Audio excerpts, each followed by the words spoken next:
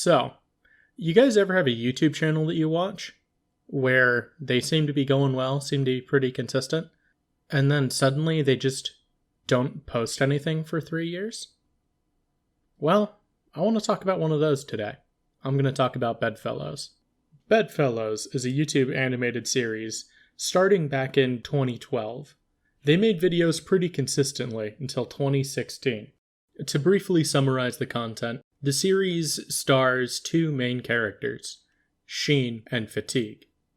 Now, Sheen is an irredeemable asshole, and Fatigue is rather gay. Knowing the time era, you can see where some of this humor is going to go. It's not necessarily aligned with modern social values. It contains a lot of dark shock humor. And as many jokes, some of them don't hit, some of them are hilarious. I personally love this series, but I also don't recommend it for everyone.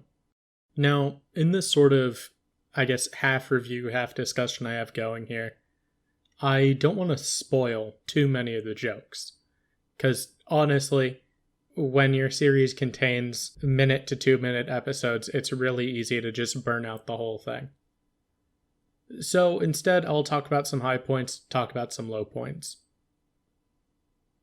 So I'll start with the low. Just get that out of the way.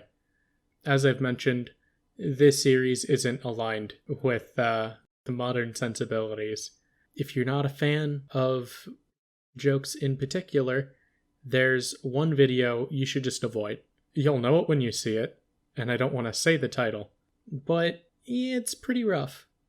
You know, it still has some jokes in there that are alright, but I don't know how I feel about the song in its entirety. To clarify, and as a bit of a saving grace, it's not implied that what's happening is good.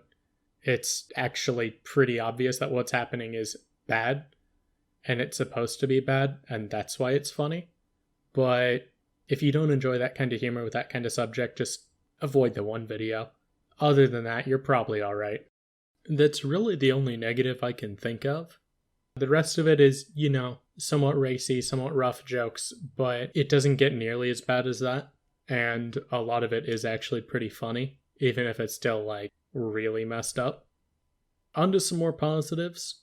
The character designs are fucking adorable. I mean, I've been trying to replicate them here, and I'm probably not doing the best job. There's some pretty cute designs, honestly.